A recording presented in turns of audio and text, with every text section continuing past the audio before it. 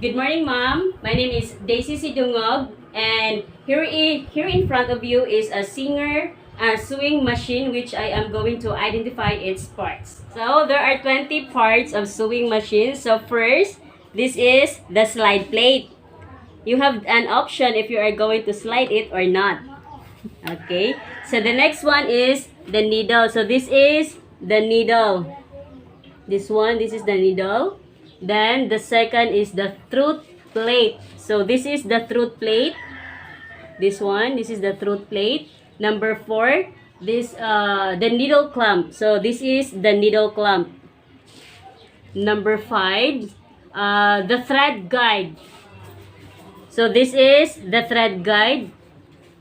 Next one is the pressure bar.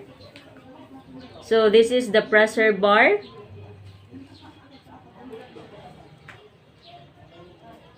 Okay, so this is the pressure bar. This one.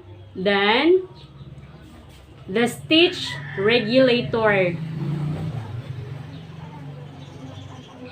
So this is the stitch regulator. You can pull up, then pull down. Then, the presser foot. So this is the presser foot, this one. Then, the thread take-up lever. So this is the thread take-up lever. So, the number 10 is the pressure bar. So, this is the pressure bar. This one, the pressure bar. So, the number 11 is the upper tension. So, this is the upper tension. This one. And the number 12 is the face plate. So, this is the face plate. This one.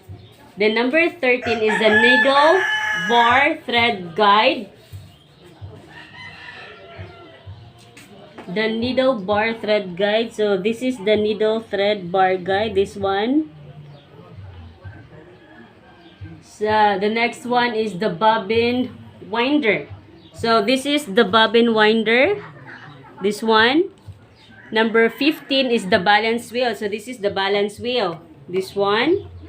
Then the spool pin. So this is the spool pin. So you're going to put the thread here. Then the feed dog.